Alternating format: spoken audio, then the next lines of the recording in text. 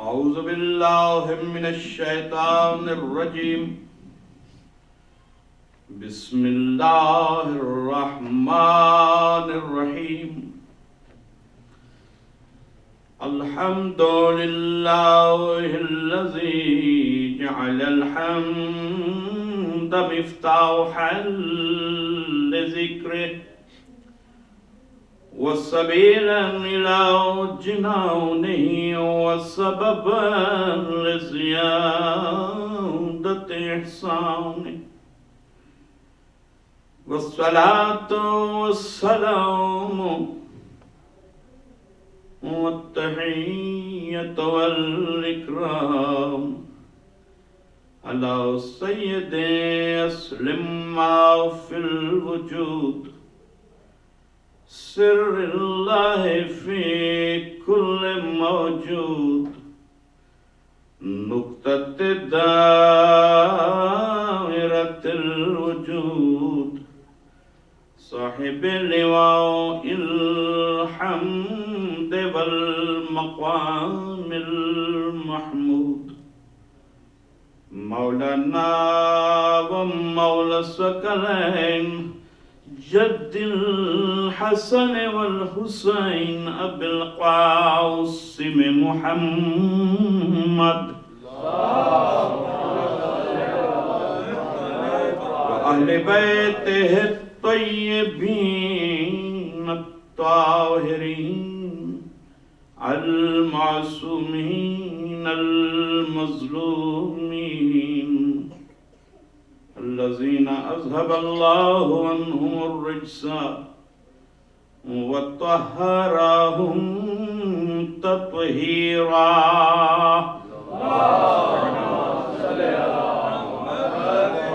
ولعنة الدائمة على أعدائهم أجمعين. أما بعد فقد قال الله تبارك وتعالى في محكم كتابه المبين. بسم الله الرحمن الرحيم.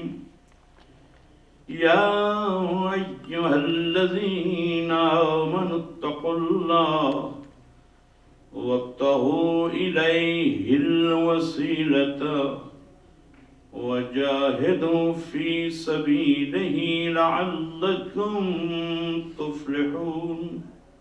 صلوات پر محمد وعلى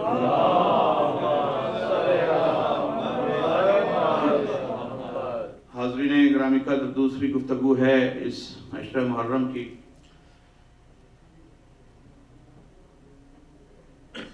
ضرورت وسیلہ اور نجات کے موضوع پہ کہ قرآن کے منشور کے مطابق اللہ نے لازم قرار دیا ہے کہ اگر آپ نجات تک پہنچنا چاہتے ہیں، نجات کو پانا چاہتے ہیں، تو اہل ایمان اور اہل تقوی کو دعوت ہے کہ وہ اللہ تک رسائی کے لیے وسیلہ اختیار کریں.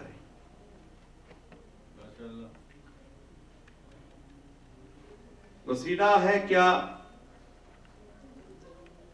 کل کیفیت اور حیثیت کے حوالے سے گفتگو تھی کہ چونکہ مقصد یہ ہے کہ بچا لے، تو بچا وہی سکتا ہے جو خود بچا ہوا ہو، اور وسیلہ اپنی ڈیفینیشن کے مطابق اس ذات کو کہتے ہیں، ایک ایسی ذات جو دو متضاد معیاروں کو باہم ملا دے. آگ اور پانی دو متضاد جنس سے، صلاحیتیں مختلف، اوصاف مختلف، مگر ایک دھات کا ظرف برتن جب درمیان میں آئے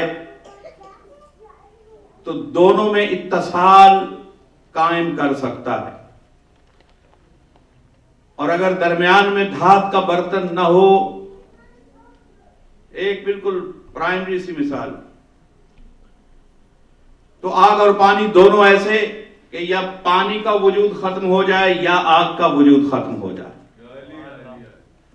مگر جب ایک دھات کا ظرف درمیان میں آیا، اس نے دونوں کے مابین رابطے کو ممکن بنا دیا۔ اب آگ کے اثرات پانی وصول بھی کر رہا ہے، لیکن پانی کا وجود بھی سلامت رہ جاتا ہے، آگ کا وجود بھی سلامت۔ تو وسیلہ وہ ہوتا ہے جو دو ناممکن پوائنٹس کو آپس میں ملائے۔ اور دیکھیے، بعض لوگوں نے اپنی کوتاہی عقل کی بنیاد پہ یہ نظریہ پیش کر دیا اہل اسلام کے اندر کہ وسیلے کا اختیار کرنا شرک کے مترادف ہے، اور یہ فکر پھیلائی جاتی ہے۔ تو معاملہ آئی کیو لیول کا ہے، اور مثال کیا دیتے ہیں کہ جیسے مشرکین و کفار بھی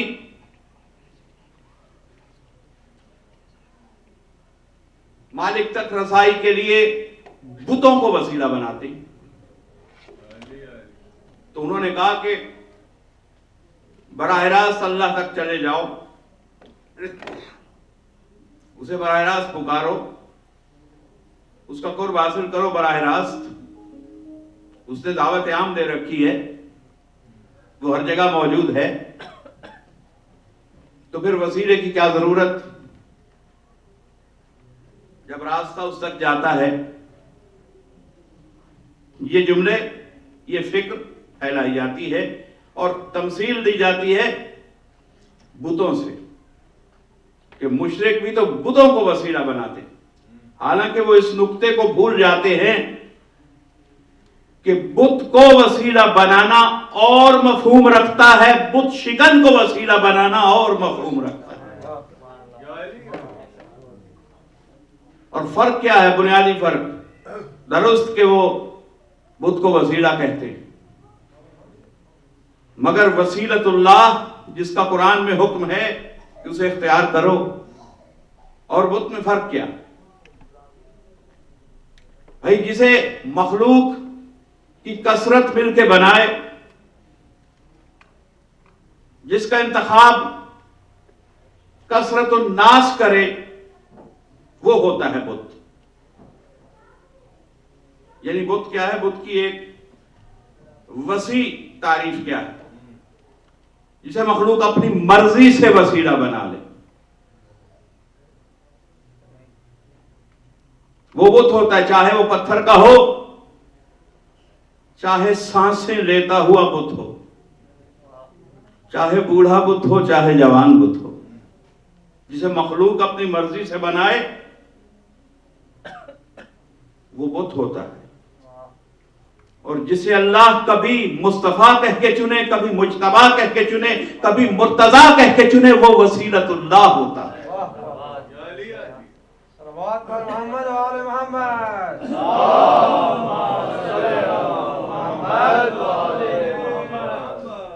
تو فرق اللہ کے چنے ہوئے اور مخلوق کے چنے ہوئے کا ہے۔ مخلوق کسی کو چن کے وسیلہ بنا لے تو وہ وسیلہ ہر کیفیت میں بت کہلائے گا، اور جسے اللہ چن کے عطا کر دے وہ وسیلہ وسیلۃ اللہ ہو جاتا ہے۔ بت چاہے آپ جواہرات سے بنائیں، یاقوت سے گھڑ کے بت بنا دیں، بت ناپاک رہے گا۔ کتنے ہی قیمتی پتھر سے بت بنائیں، بازار کے قیمتی ترین پتھروں کو پیوند بنا دیں اس بت کا، وہ بت بت رہے گا، ناپاک رہے گا۔ میں فرق بتا رہا ہوں، ایک وہ قیمتی پتھر کہ جو ملینز میں بک جائے، اس سے تراشا جائے، اسے وسیلہ سمجھ لیا جائے تو وہ بت بھی ناپاک، وسیلہ سمجھنے والا بھی ناپاک۔ لیکن ایک پتھر کو، کالے پتھر کو اللہ چن لے، حجر اسود بنا دے، انبیاء و مرسلین کی بوسہ گاہ بن جاتا ہے، اور کائنات کی جبینیں اس کے رخ پہ جھکائی جاتی ہیں۔ تو فرق، جنس کو مت دیکھیں، پتھر کا بت نجس، کیوں؟ مخلوق نے چنا، اور اللہ نے چن کے دیا تو وہی پتھر، جنس میں پتھر، مگر استفا ہونے میں فرق۔ وہ مخلوق کا چنا ہوا پتھر جسے بت کہا، اور یہ اللہ کا چنا ہوا پتھر جسے حجر اسود کہا۔ تو پتھر کو نہ دیکھیے، یہ دیکھیے کہ چنا کس کا ہوا ہے۔ اسی طرح اس پتھر کو، حجر اسود کو وسیلہ بنا دیا بارگاہ حق میں سجدے کو پہنچانے کا۔ بھائی پتھر ہی وسیلہ بنا۔ بارے الہ کتنی تعجب خیز گفتگو ہے، پتھروں سے انسانیت کا دامن چھڑوا کے پھر ایک پتھر ہی کی بارگاہ میں بھیجا۔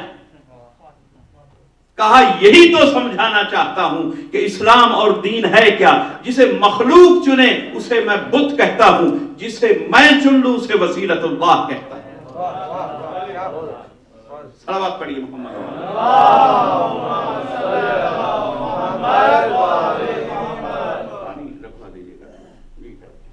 صلوات بارے دیگر پڑھ لیجیے۔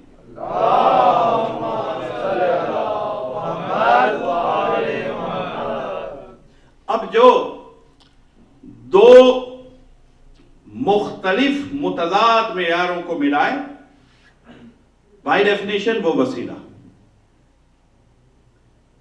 اور وسیلہ بناؤ نہیں، وابتغوا الیہ الوسیلہ، وسیلہ ہم نے بنا رکھا ہے، تم صرف تلاش کرو۔ تو بنانے کا تو حکم ہی نہیں، تو پھر بنایا کیوں امت نے؟ آج بھی جو جسے چاہتا ہے وسیلہ سمجھتا ہے۔ اللہ نے کہا نہیں، تم بناؤ گے نہیں، دین میں کچھ بھی تم نہیں بناؤ گے، نہ معبود تم بناؤ گے، نہ رسول تم بناؤ گے، نہ امام تم بناؤ گے، نہ خلیفہ تم بناؤ گے، دین میرا ہے، سب کچھ میں بناؤں گا، تم صرف تلاش کرو، پہچانو، اور اسے نجات کے لیے تمسک میں حاصل کرو، اس سے تمسک قائم کرو تاکہ تم صاحب نجات ہو جاؤ۔ میری گفتگو اگر سمجھ میں آ رہی ہے تو تھوڑا تھوڑا مجھے جواب ملتا رہے۔ میں سمجھتا ہوں کہ اردو مجلس ہے تو پھر توقع رکھتا ہوں کہ اردو پہنچ رہی ہے آپ تک، اور اردو مجلس کی ایک اپنی روایت ہے، اسے دوسری روایتوں سے ہٹ کے سنیے۔ آپ جن ممالک سے آئے ہیں، آپ وہاں مجالس سنتے ہوئے آئے ہیں، اس لیے اجنبی بن کے مت بیٹھیے، ویسے ہی سنیے جیسے پاک و ہند میں مجلس کو سنا جاتا ہے۔ صلوات پڑھیں۔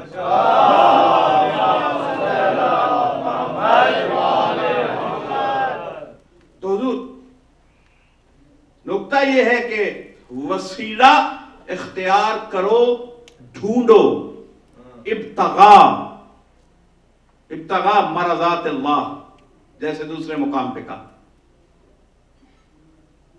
کہ کوئی ایسا نفس ہے جو مرضات اللہ کو تلاش کرتے ہوئے اپنا نفس بیچ دیتا۔ یہاں کہا وابتغوا، حکم دیا، امر کا صیغہ، تم تلاش کرو، سارے مسلمانوں کو حکم دیا۔ اب یہ ایسی بات نہیں ہے کسی معمولی حکم سمجھیں۔ اقیموا الصلاۃ کیا ہے؟ کیوں مسلمان اسے اہم سمجھتے ہیں؟ صیغہ امر ہے، صلاۃ قائم کرو۔ تو جس قرآن نے، جس اللہ نے جس وزن پہ اقیموا الصلاۃ کہا، اسی وزن پہ کہا وابتغوا الیہ الوسیلہ۔ تو جیسے وہ صلاۃ واجب ہو گئی، ویسے ہی تلاش وسیلہ واجب ہو گئی۔ اب جس نے ترک وسیلہ کیا، اس نے واجب کو ترک کیا،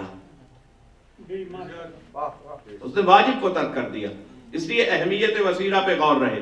وسیلہ کرے گا کیا؟ ایمان کو قبول کروائے گا، تقویٰ، مگر تقویٰ قبول نہیں ہوگا جب تک متقی کے پاس کوئی وسیلہ نہیں ہوگا۔ تین منظریں، یا ایھا الذین آمنوا اتقوا اللہ، اللہ سے ڈرو.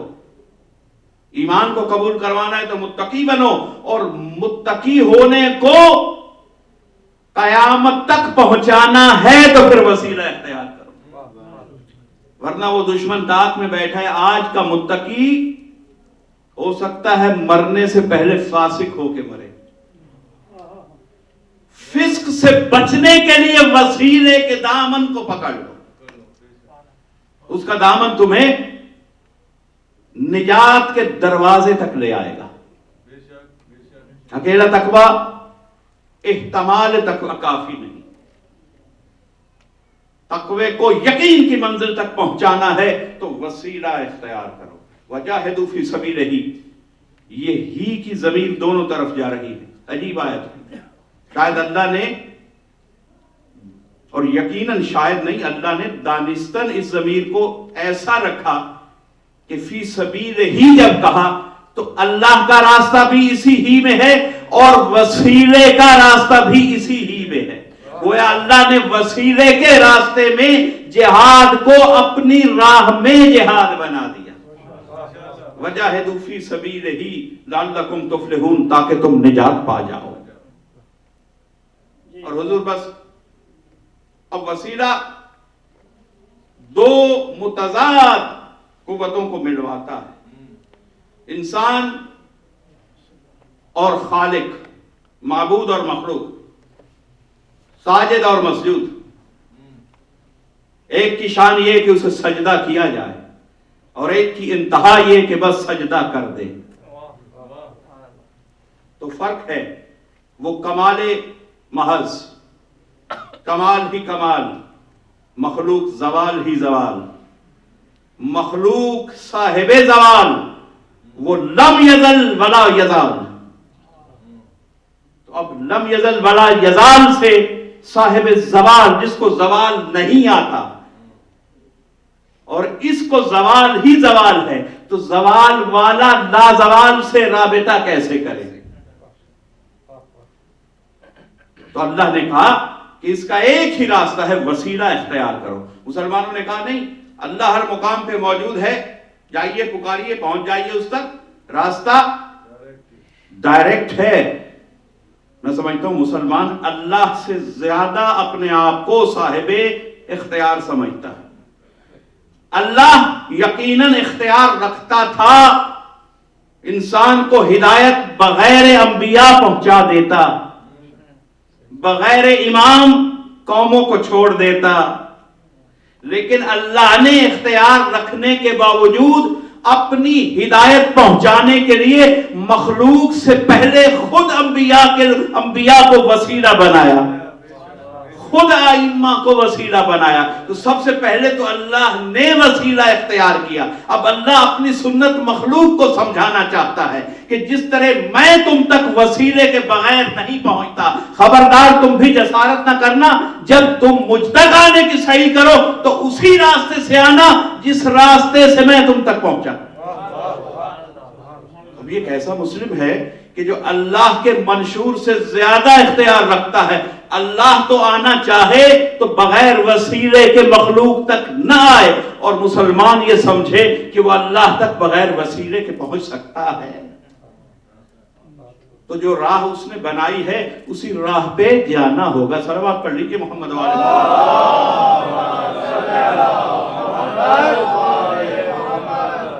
اب عیب دار ہے مخلوق، نقص رکھتی ہے مخلوق، نقائص والی ذات جسے ہم مخلوق کہتے ہیں،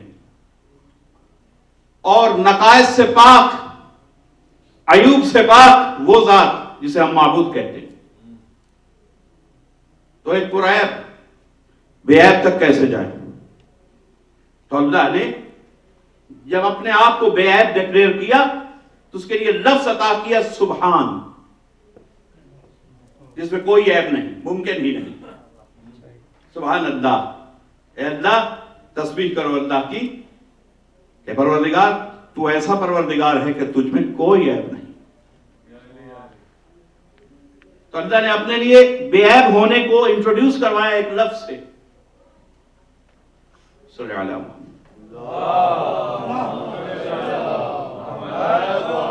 اللہ نے اپنے بے عیب ہونے کو انٹروڈیوس کروایا کس لفظ سے؟ سبحان سے۔ تو تھوڑی سی توجہ چاہوں گا، سبحان کے لفظ سے اپنی ذات کا بے عیب ہونا بتایا۔ جب ہم سبحان کہتے ہیں، تفسیر سبحان پہ غور کرتے ہیں تو اس کے وہ محاسن نظر آتے ہیں کہ کہیں شائبہ عیب نہ ہو، یہ ہے سبحان۔ اب سبحان سے عیب دار مخلوق رابطہ کیسے کرے؟ تو اللہ نے وسیلہ وہ چنا اور چن کے ہمیں دیا کہ سبحان سے رابطے کے لیے تم عیب دار ہو، مگر وسیلہ ایسا رکھو کہ جو بے عیب ہو۔ تو اگر اپنے لیے بے عیب ہونے کا لفظ دے تو کہتا ہے سبحان، اور اگر وسیلے کو بے عیب ڈکلیئر کرے تو قرآن میں الفاظ عطا کرتا ہے وَيُطَّهِّرَكُمْ تَطْهِيرًا۔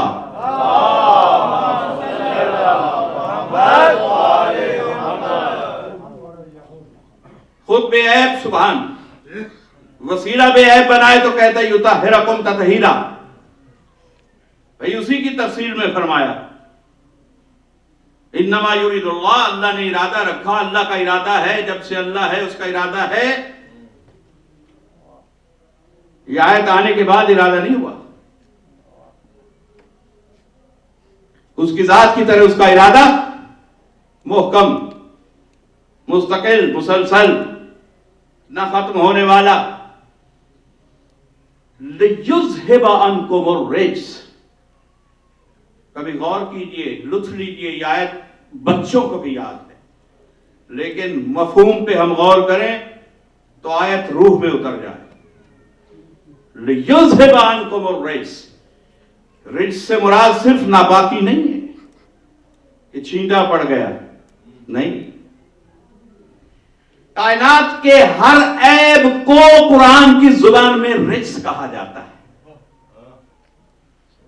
اور اللہ نے اعلان یہی کیا کہ میں بے عیب ہوں تو مجھے سبحان کہنا، اور جن کو وسیلہ بنا رہا ہوں ان کے لیے ڈیکلریشن دے رہا ہوں لِيُذْهِبَ عَنْكُمُ الرِّجْسَ اے اہل البیت، ہم نے تم سے ہر عیب کو دور کر دیا۔ پتہ چلا معبود بے عیب ہو تو سبحان ہوتا ہے، وسیلہ بے عیب ہو تو معصوم کہلاتا ہے۔ اسی کو یطہرکم تطہیرا کہا۔ اور یطہرکم تطہیرا کون ہو سکتا ہے؟ اسے سمجھانے کے لیے اللہ نے جملہ دیا لِيُذْهِبْ عَنْكُمُ الرِّجْسَ، کہ جس سے ہر رجس کو دور رکھ دیا جائے۔ اب کوئی آل محمد کے قریب نہ آئے تو زیادہ پریشان ہونے کی ضرورت نہیں، اللہ کا ارادہ ہے، اس لیے جو رجس ہے وہ قریب نہیں آئے گا۔ صلوات پڑھیں۔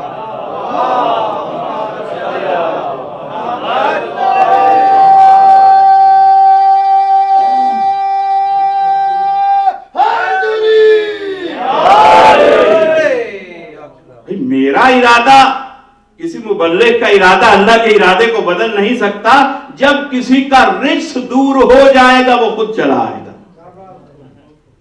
جب تک رجس ہے، ظاہر کا ہو یا باطن کا، وہ نہیں آئے گا۔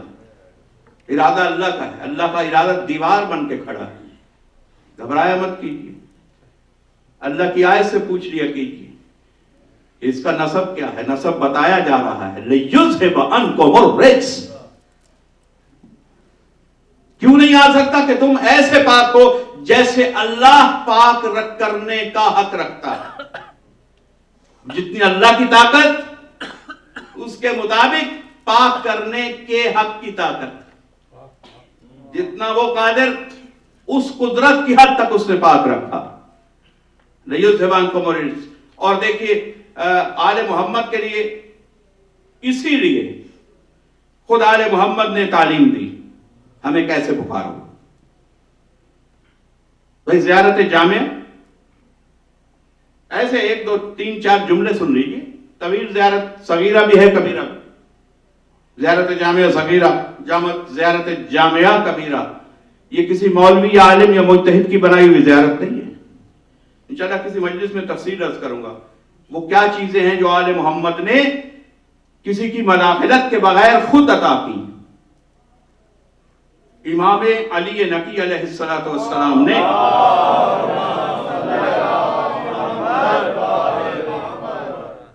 مومن کے سوال پہ زیارت جامعہ خود تحریر کروائی اپنے سامنے. اور شیخ صدوق علیہ الرحمہ نے من لا یحضر الفقیہ میں امام کی نسبت سے اسے نقل کیا. اصل ہے یہ اصل کیا ہے؟ یہ جو لفظ میں بول رہا ہوں اصل، آج کی مجلس میں وقت نہیں ہے. انشاءاللہ میں کسی مجلس میں تفصیلاً عرض کروں گا کہ مذہب شیعہ کے اصول کیا ہے. یہ اصول دین سے ہٹ کے گفتگو ہے. اصل مذہب کیا ہے؟ اصل اسے کہتے ہیں جو کوئی نہ کوئی امام خود لکھوا دے. تو یہ ان دستاویزات میں سے ہیں زیارتیں جو ائمہ نے خود لکھوائیں. لہذا جب انہیں پڑھا کیجئے جملہ امام معصوم سمجھ کے پڑھا کیجئے، کیونکہ اس میں کوئی شک نہیں. اور مستند ترین علماء نے بطور اصل نقل کیا. شیخ صدوق اور مفاتیح الجنان شیخ عباس قمی ہر میں یہ کتاب رکھی ہے. شیخ صدوق کے بہت بعد کی کتاب ہے لیکن مجموعہ ہے مستند دعاؤں کا. ہم قرآن کے پہلو میں رکھتے ہیں. کم ظرف مسلمان یہ سمجھتے ہیں کہ شاید قرآن کے ساتھ کوئی اور کتاب مانی جا رہی ہے. یہ نہیں پتا کہ قرآن وہ ہے مگر ناطق قرآن کی زبان سے نکلے ہوئے جملے اور ان دعاؤں کے مجموعہ کو مفاتیح الجنان کہا جاتا ہے. شیخ عباس قمی کا کارنامہ کہ انہوں نے اسے جمع کر کے یہ تحفہ مومنین تک پہنچایا کہ آیتیں تفسیر کی حد میں سمجھنی ہو، معرفت کو تفصیلات میں حاصل کرنا ہو تو معصوم کے لفظوں پہ غور کرو. اور امام علی نقی علیہ السلام کی دی ہوئی زیارت جامعہ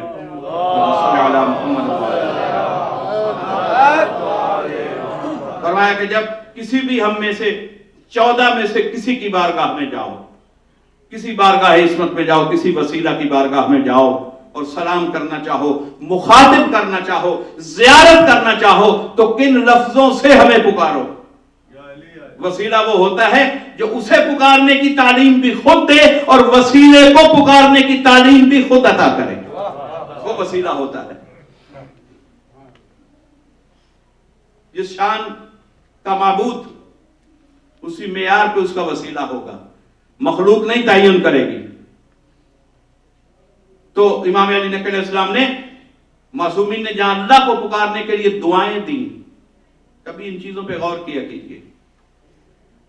اسی طرح معصوم کو پکارنے کے لیے زیارات عطا کی. السلام علیہ، چند جملے سن لیجئے، لطف لیں گے، نورانیت پھیل جائے گی سینوں میں. السلام علیہ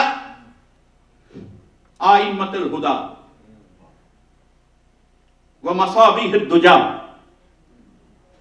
واعلام التقی. سلام ہو آپ پر اے ہدایت کے آئمہ. صرف اہل ہدایت کے امام نہیں ہیں، یہ ہدایت کے بھی امام ہیں. السلام علی ائمۃ الہدی ومصابیح الدجی، اور اندھیروں میں روشن قندیلوں آپ پر سلام.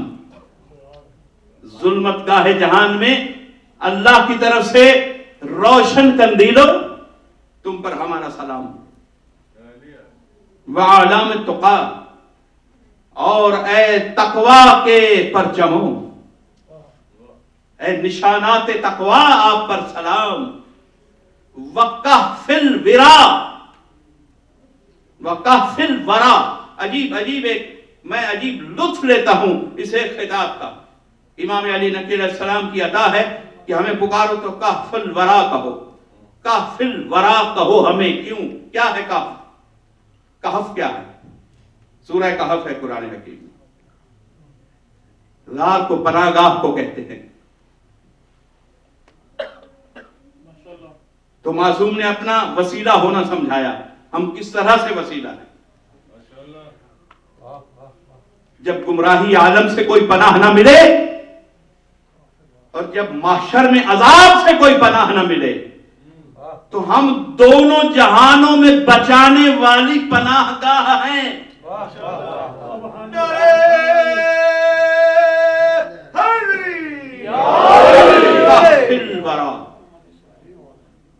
اصحاب کہف اللہ کو اتنے پسند آئے، قرآن میں سورہ ان کے نام سے منسوب ہو گیا، غار میں پناہ لینے والے.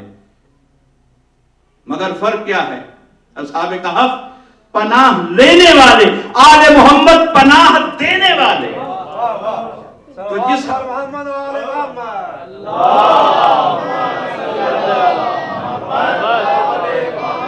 تو جو اللہ اپنی راہ میں پناہ لینے والوں پہ سورہ نازل کر دے، وہ اپنی راہ میں پناہ دینے والوں کو کس مقام پہ سمجھتا ہے؟ کہف الورا. اے آل محمد آپ کہف الورا ہیں. آپ دنیا و آخرت میں ہر مومن کو صاحب کہف بنانے والے ہیں. آل محمد کی پناہ میں آ جائیے، معنوی طور پر ہر مومن آل محمد یک از اصحاب کہف ہو گیا. صلوات پڑھیے. سوچئے، تفصیل کیا کیجئے ان جملوں کی جو زیارتوں میں ہیں. صلوات پڑھیے محمد والے.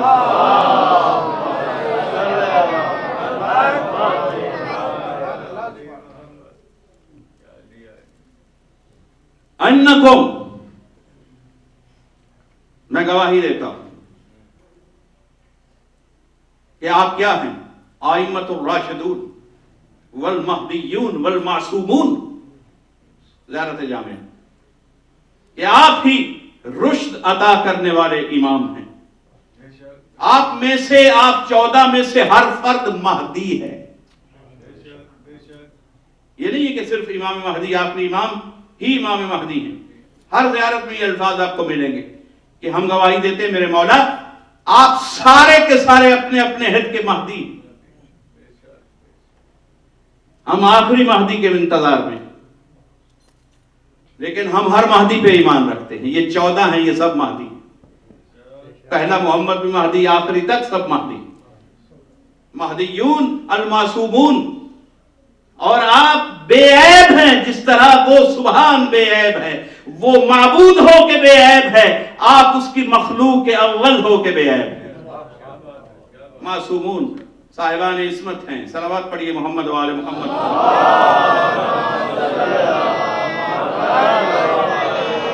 دیکھیے کہیں کہیں سے خوشبو آپ کو چکھا رہا ہوں جملے. وَانْتَجَبَكُمْ لِنُورِهِ، اللہ نے آپ کو اپنے نور کے لیے چن لیا. کبھی غور کیجئے کیا کہا امام نے، کیا سمجھانا چاہا، کون سا عقیدہ پہنچانا چاہا امام نے کہ ہمیں کیا سمجھ کے مانو. وَانْتَجَبَكُمْ لِنُورِهِ، اللہ نے اپنے نور کو پہنچانے کے لیے آپ کو چن لیا. اور وَأَيَّدَكُمْ بِرُوحِهِ، اور اللہ نے اپنی روح سے آپ کی تائید فرما دی. اب ایک ایک جملہ پہ اگر میں رک جاؤں تو گنجائش نہیں ہے اس وقت میں، لیکن ایک ایک فکرہ چاہتا ہے کہ کم سے کم میں 10-15 منٹ اس پہ گفتگو کروں. مگر مجھے اس موضوع کو لے کر بہت بلند منزلوں تک آگے جانا ہے. آج کی مجلس تھوڑی سی شاید اکیڈیمک محسوس ہو، لیکن میں کوشش کروں گا آسان ہوتی جائے. لیکن آسان منزل پر پہنچنے کے لیے تنگی کے راستے سے گزرنا ہی تو تقویٰ کہلاتا ہے. صلوات پڑھیے محمد.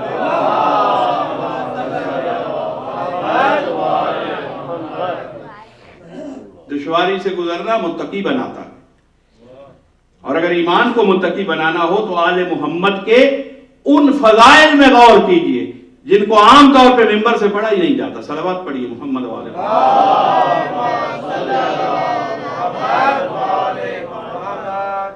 میں صرف ایسی مجلسیں نہیں چاہتا یہ صرف کرنٹ افیئرز پہ ہوں یا رہن سہن کے آداب سکھانے کے بعد ختم ہو جائیں. آل محمد کے علوم وہ خزانہ ہیں.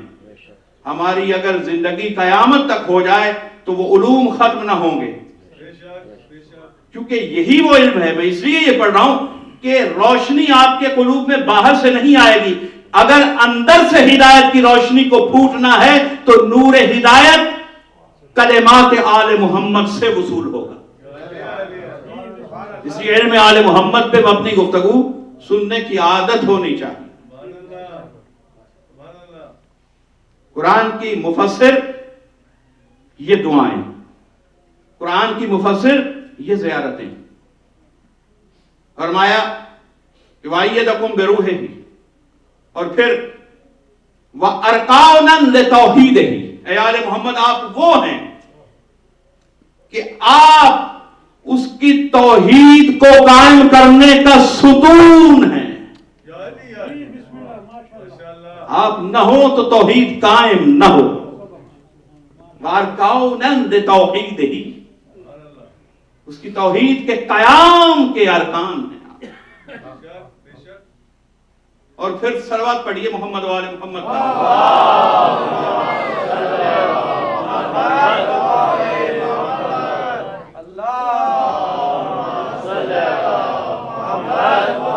اور پھر وسیلے سے ربط رکھنے کی جزا بتائی اسی زیارت میں.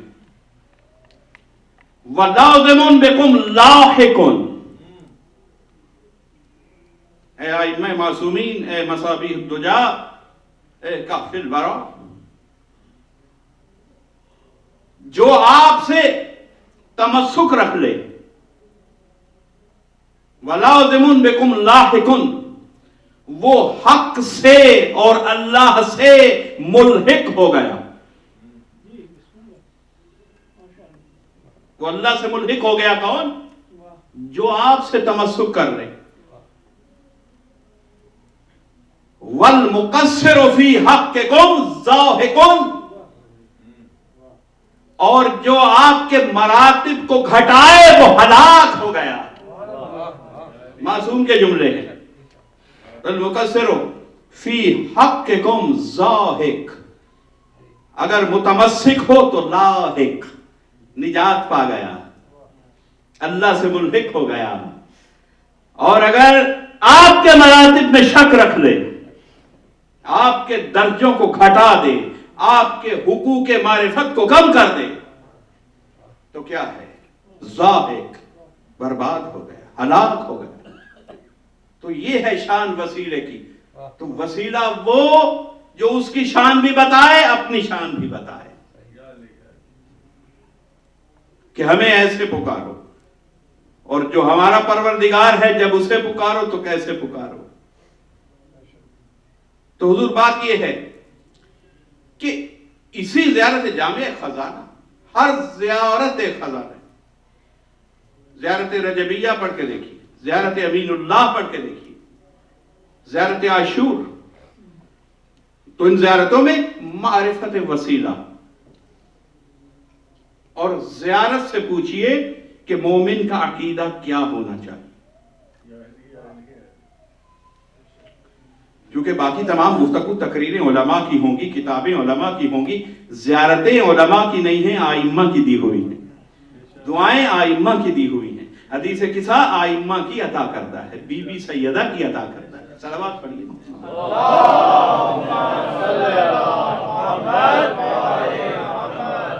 اور حضور والا گزارش یہ ہے کہ قرآن حکیم وہ کتاب ہے کہ جو جملہ معصوم نے کہا قرآن نے تائید کی. اب دیکھیے قرآن نے کہا، کل میں نے عرض کیا تھا کہ امیر المومنین کے وجود کو پیغمبر نے بتایا کہ حبل اللہ ہے. کیوں؟ کہ حبل وسیلہ ہے. مگر رسول نے جب حدیث ثقلین دی تو حدیث ثقلین کی تائید قرآن نے کی. اس میں انشاءاللہ کچھ اور آیتیں آنے والی مجالس میں پڑھوں گا کہ حدیث ثقلین قرآن میں کہاں کہاں ثابت ہے. مگر حدیث ثقلین کیا دی؟ رسول نے قیامت تک کے لیے اپنی وصیت کو وسیلہ بنا کے چھوڑا. ول آف پروفٹ کہ قرآن و اہل بیت، ان دو کا دامن इन्नी तारिकुन फीकुम अस्सक़लैन किताबुल्लाहि व इत्रती व इन तमस्सकतुम बिहिमा लन तज़िल्लु बअदी। अगर तुमने इन दोनों से तमस्सुक किया तो फिर कभी गुमराह नहीं होगे, और गुमराह ना होना निजात पाना। तो मैं अपने हर हदीस और हर आयत में अपने मौजू के करीब हूं। तो क्यों ऐसा क्यों हुआ कि कुरान को भी छोड़ा, आले मोहम्मद को भी छोड़ा? तो कुरान ने कहा रसूल वसीले का तारुफ करवाए तो सकलैन कह दे, कुरान हब्लुल्लाह कहे। रसूल वसीले का तारुफ करवाए सकलैन कहे, कुरान उसी वसीले का तारुफ उर्वतुल वुस्का। फस्तमसक बिल उर्वतिल वुस्का। तमस्सुक का लफ्ज हदीस सकलैन में भी, तमस्सुक का लफ्ज आयतुल कुर्सी में भी। वहां कहा तमस्सुक करो इन दो से, आयतुल कुर्सी ने कहा नहीं, ये सिर्फ समझाने के लिए नहीं कह रहा हूं, बल्कि आयतुल कुर्सी ने कहा हां तमस्सुक करो उर्वतुल वुस्का से। नहीं इसलिए कि क्या सकलैन कुछ और है, उर्वतुल वुस्का कुछ और है। रसूल ने तो कहा था सकलैन से तमस्सुक करो, कुरान ने कह दिया उर्वतुल वुस्का से तमस्सुक करो, हब्लुल्लाह से तमस्सुक करो। तो फिर समझना यह पड़ेगा कि इख्तलाफ नहीं है, इत्तेफाक है। तफसीर हब्लुल्लाह तफसीर सकलैन को आप मिलाएं तो भाई हब्ल क्या होती है? उर्वतुल वुस्का रस्सी। रस्सी एक लड़ी से नहीं बनती, धागे की दो लड़ियां आपस में गुंथ जाएं तो रस्सी बनती है। तो रसूल ने वो रस्सी के दो टुकड़े अलग अलग समझा दिए। एक टुकड़े का नाम है कुरान, दूसरी रस्सी का नाम है, दूसरे धागे का नाम है अहलुल बैत। जब इन दोनों को बट दोगे, आपस में गूंथ दोगे, तो उस वक्त उर्वतुल वुस्का बन जाएगा। लनफिसाम लहा, जो न टूटने वाला उर्वतुल वुस्का है, तुम्हें बिला शक अल्लाह से मरबूत कर देगा।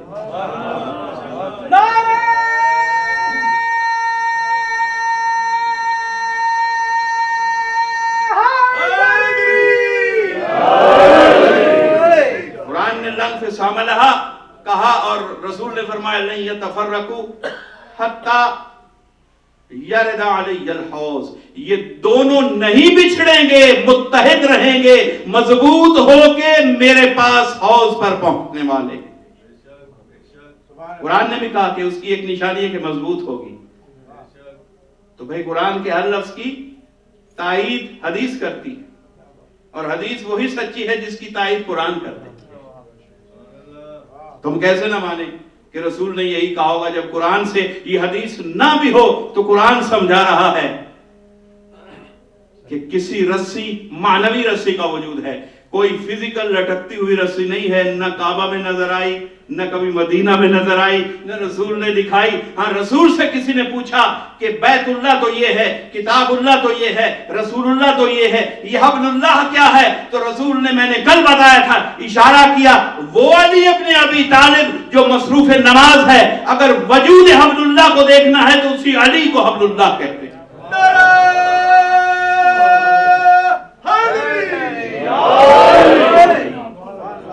अच्छा, फिर जब कुरान का काम भी हिदायत, आखिरी नुक्ता और फिर मैं मसाइब तक पहुंचना चाहता हूं।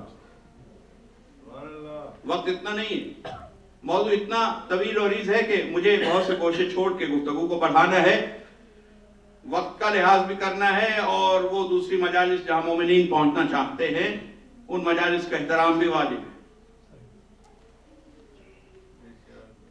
तो क्यों ऐसा हुआ कि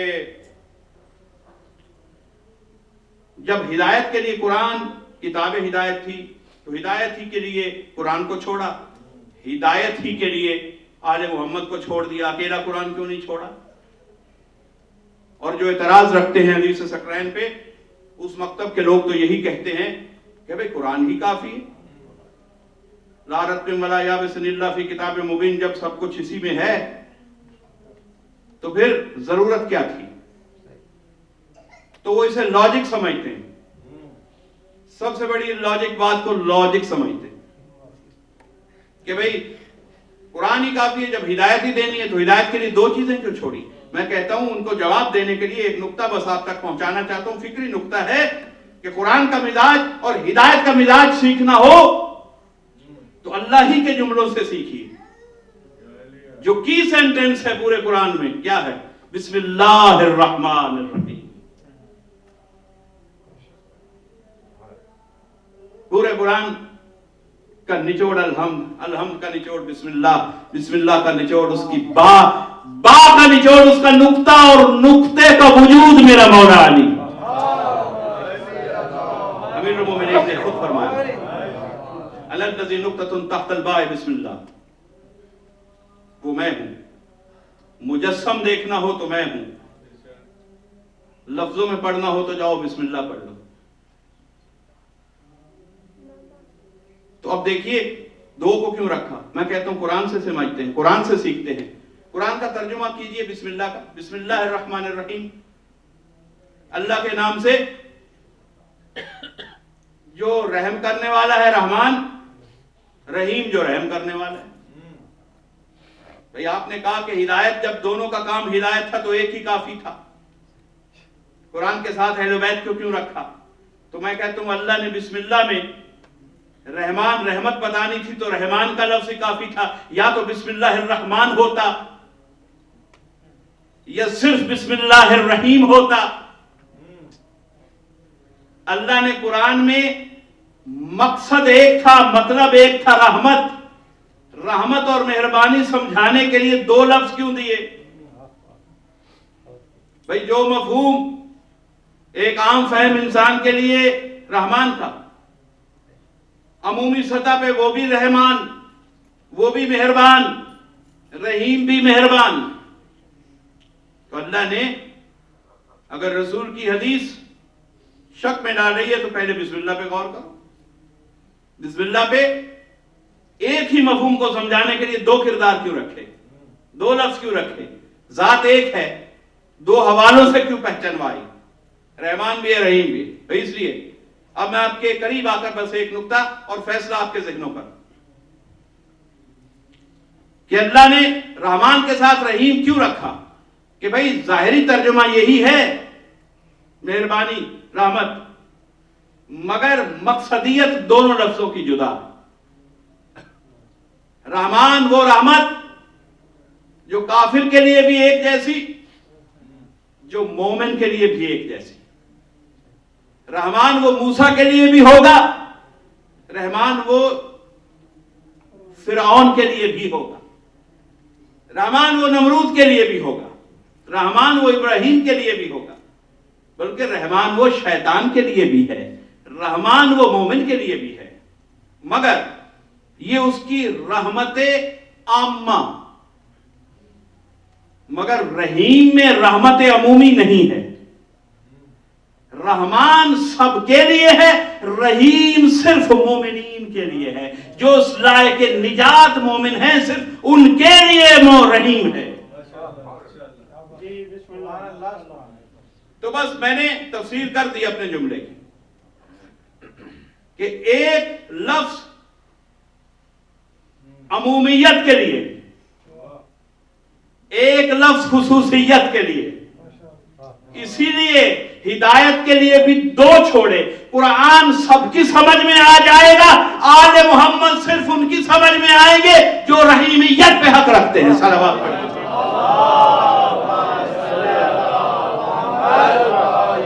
آل محمد سب کی سمجھ میں نہیں آئیں گے۔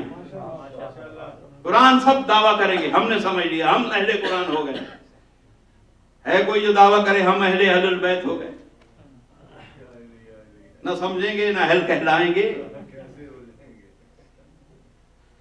تو جو قرآن پہ رک گئے وہ رحمان پہ رک گئے، اور جو رحیم تک پہنچے، جو آل محمد تک پہنچے، انہوں نے بسم اللہ کی حقیقی تفسیر حاصل کر دی۔ صلوات پڑھیں۔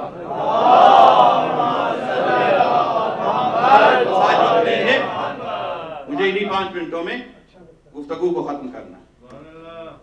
بہت بہت کچھ ذہن میں تھا. ایک آیت انشاءاللہ اسی تواتر میں گفتگو ہر مجلس یہ ایک سبجیکٹ ہے جو آپ تک پہنچا رہا ہوں. تو جو باتیں رہ جائیں اگلی مجلس میں انشاءاللہ پیش کرنے کی کوشش ہوگی. تو یہ وہ ہستیاں ہیں کہ جو وسیلہ ہیں نجات کا. نجات کا تعلق لفظ رحیم سے ہے، لفظ رحمان سے نہیں. اس لیے وسیلے پہ نگاہ رکھیے تاکہ رحیمیت کا فیض پایا جا سکے. رحمان صرف مومنوں کے لیے، آل محمد صرف مومن کے لیے. اور یہ وہ ہستیاں کہ ان کو اللہ نے، معصوم نے خود بتایا کہ ہمیں وسیلہ قرار دیا اور مصابیح الدجا کہا. کہف الورا اللہ نے اذن دیا تو امام نے کہا. یہ اپنی مرضی سے نہیں بولتے، یہ ان کے نفس کی صدا نہیں ہے. اذن ملتا ہے تنزل الملائکۃ والروح. رسول کے پاس جو وحی آئی وہ قرآن بن گئی. معصوم کے پاس جو وحی آتی ہے تنزل الملائکۃ والروح فیہا باذن ربہم من کل امر سلام. تو قیامت تک جو سلامتی سفر کر رہی ہے معصوم کے رشتہ وحی سے کر رہی. سورہ قدر میں 2 وحیاں ہیں. انا انزلناہ فی لیلۃ القدر، یہ نزول قرآن ہے جو رسول سے مخصوص ہے.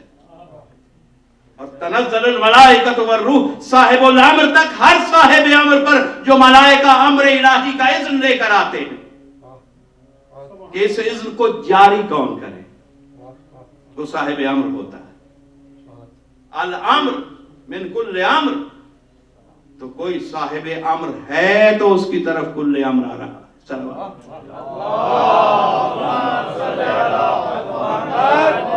اگر دنیا کے حکمران لوگوں کے چنے ہوئے خلفاء اولی الامر ہیں تو بتائیے کہ کس شب میں کسی نے دعویٰ کیا ہو کہ اس لیلۃ القدر میں آج فرشتے ہم پر آئے تھے.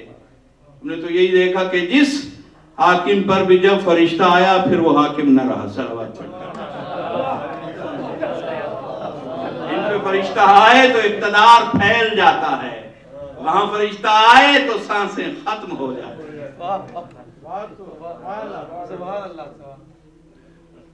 اگر یہ اولی الامر یہ ہے تو پھر لیلۃ القدر میں انہیں ٹیسٹ کر کے دیکھیے وہ الامر آتا کس پر ہے.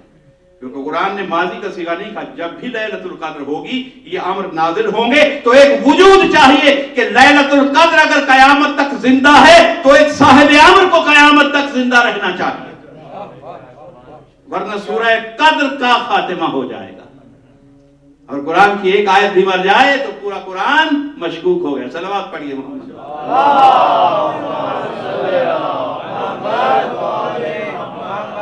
تو یہ مصابیح الدجا حسین، اس لیے رسول نے اعلان کر دیا تھا الحسین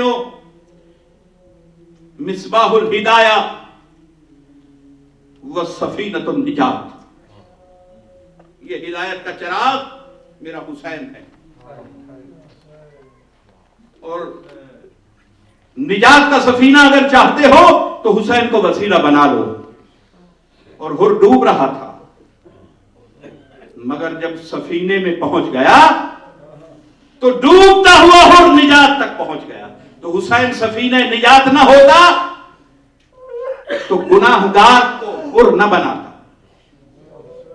یہ مدینے سے چلا اس سرزمین کی طرف جس کا معاہدہ، جس سرزمین پہ حاضر ہونے کا معاہدہ یوم الست میں کر کے آیا تھا.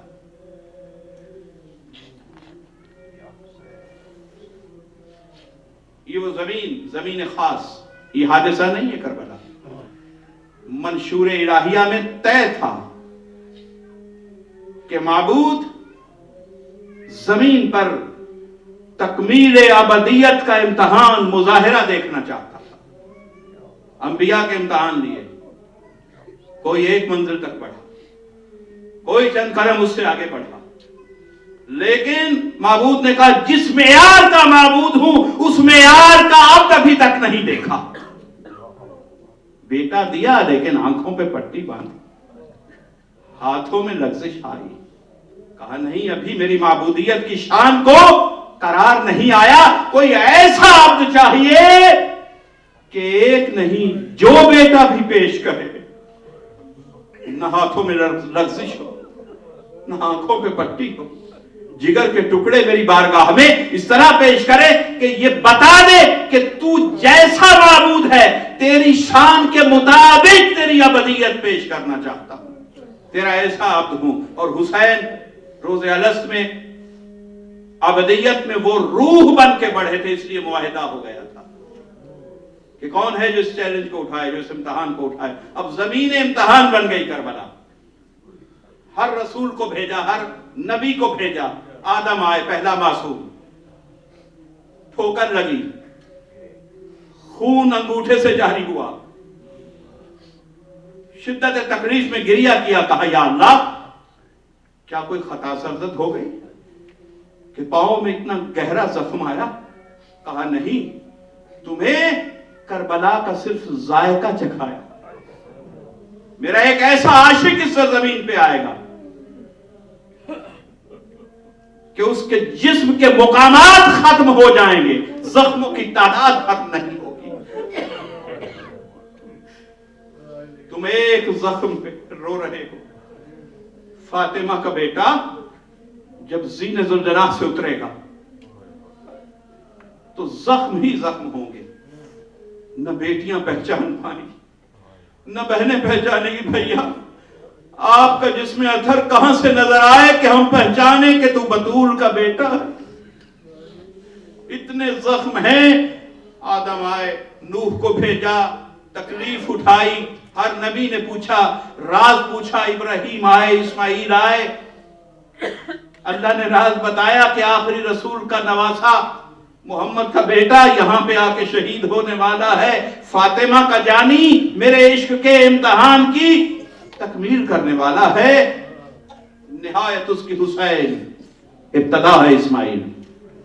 तुम इब्तदा के मराहिल में हो, मैं निहायत का मुंतज़िर हूं।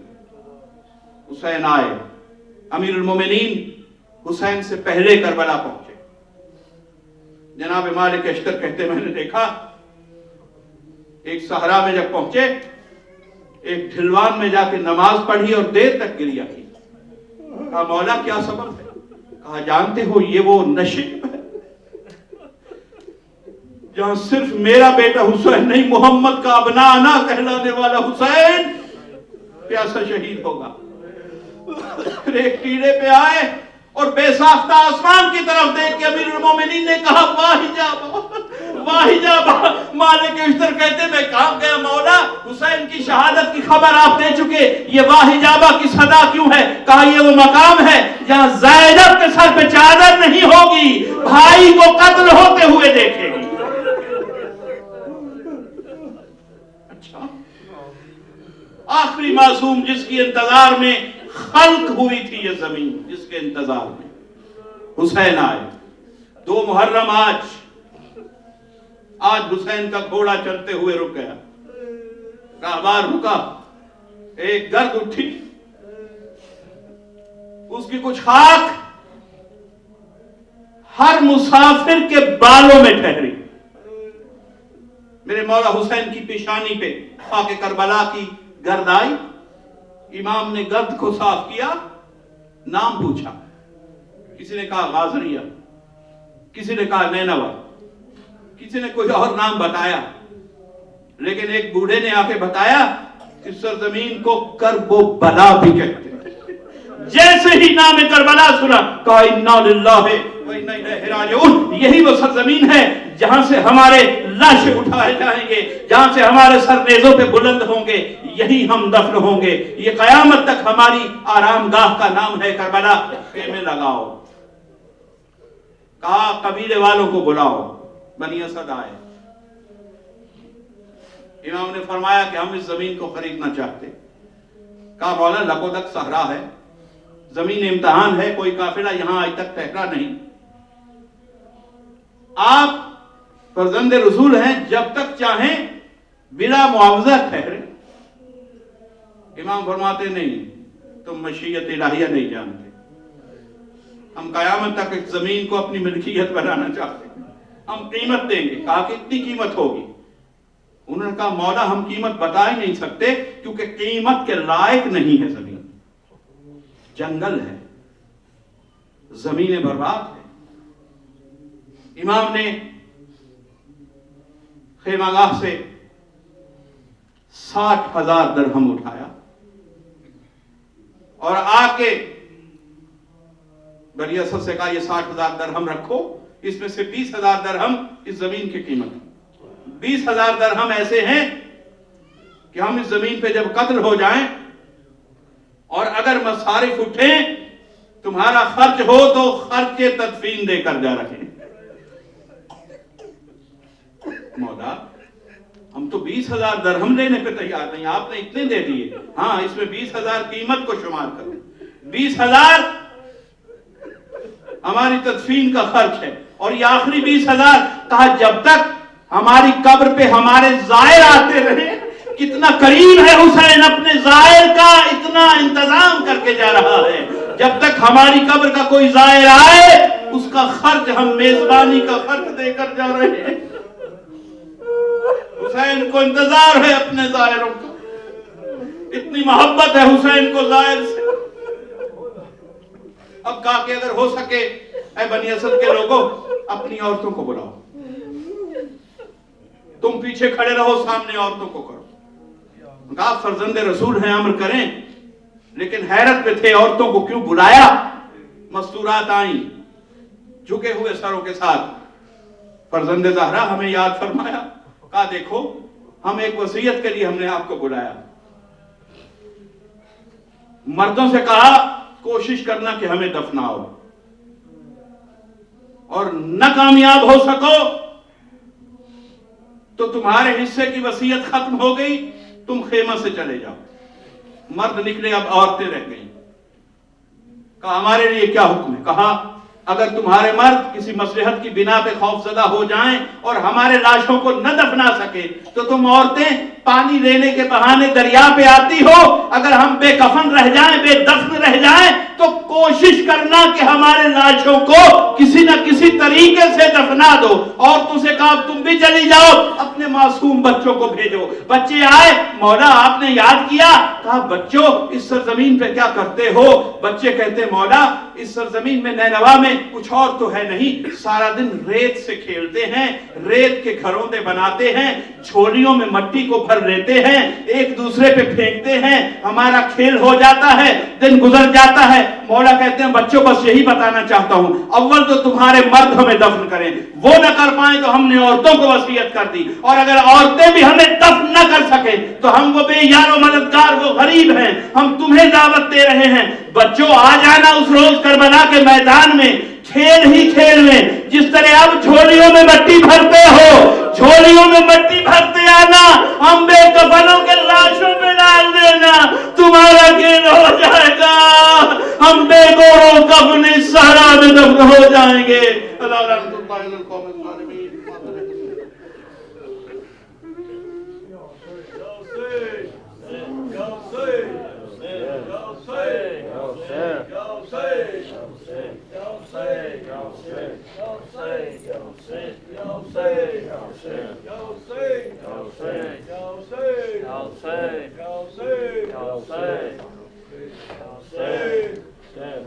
Say